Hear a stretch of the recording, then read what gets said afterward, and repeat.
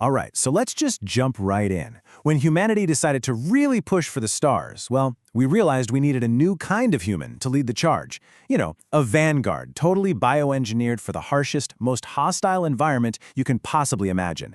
And that's where the Gammavids come in. They are, without a doubt, the stewards of deep space. But here's the weird thing.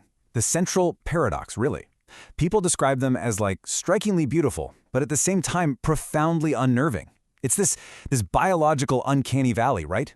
They look just human enough that you recognize them, but just alien enough to be, well, deeply unsettling. So that's the big question we're going to tackle. Who are these guardians of the void?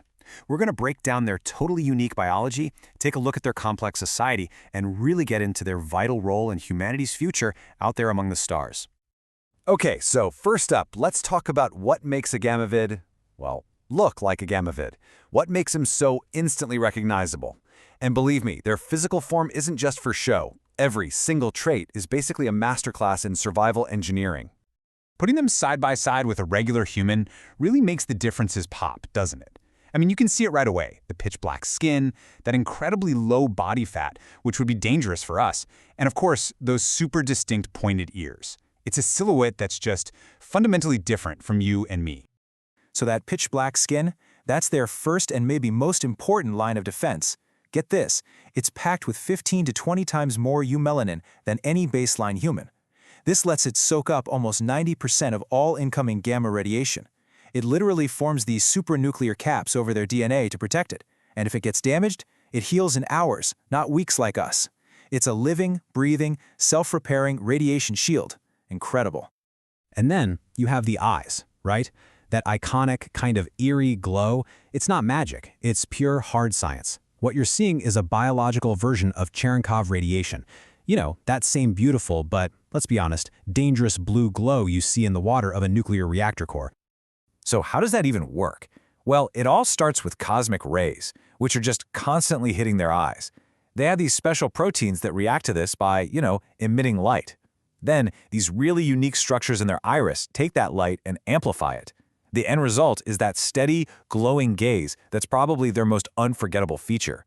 They're literally turning cosmic radiation into a part of their identity. But their whole relationship with radiation, it goes way deeper than just having a shield for skin and glowing eyes. It's the very thing that powers them.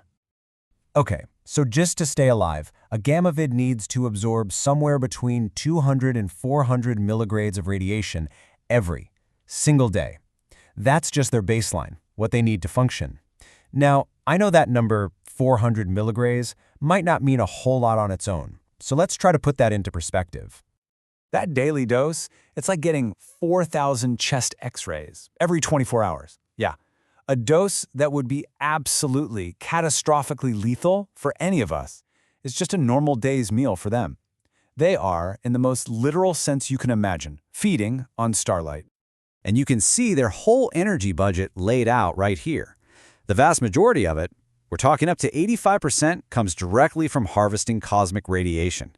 They've got these symbiotic bacteria that do the heavy lifting. Food, the stuff we eat, for them, it's just a minor supplement to get some essential minerals and proteins. That's it. But this radical adaptation, it comes with a pretty profound cost. They can never go home. They can never return to Earth. See, our dense atmosphere, the very thing that protects us from all those cosmic rays, well, it blocks their main food source. For a gammavid, a planet's atmosphere is like a suffocating blanket that just starves them to death. Now, it's important to know that not all gammavids are the same. Their whole society is actually split into two pretty distinct subspecies. You've got the alphas and you've got the betas. And each one has its own unique biology and really its own purpose. The population is a bit skewed toward the betas. They make up about 60% of all gammavids. They're the ones who tend to be the main interface with the rest of humanity. The more extreme alphas, they make up the other 40%. This chart really breaks down the key differences perfectly. So on one side, you have the alphas. They're kind of the purists, green eyes only, a metabolism that runs 100% on radiation, and a psychology that's, well, it's distant and profoundly alien. Then you have the betas, who are more varied. They can have blue, green, or violet eyes. Their metabolism still needs some nutrient supplements, and they have a more social, if still, reserved demeanor. And these differences totally dictate what they do, from the alphas being solo deep space pilots to the betas being station commanders. And this quote, man, it just perfectly captures what it's like to talk to an alpha gammavid. It says, the combination of their unchanging demeanor, minimal vocal inflection, and unwavering luminescent gaze creates an impression of speaking with something not quite human. It's that absolute stillness, right? The lack of emotional cues we're used to, and those glowing eyes, it just gives you this profound sense that you're not just talking to another person. So you have to ask, why? Why engineer a species like this at all? Well, the answer is because every single one of these alien traits makes them uniquely, perfectly suited for the most crucial job out there in the cosmos, serving as humanity's law enforcement, its regulators, and its rescuers. I mean, just think about it for a second. Their biology gives them this incredible edge. They have a dampened stress response, which means they are just unnaturally calm in a crisis.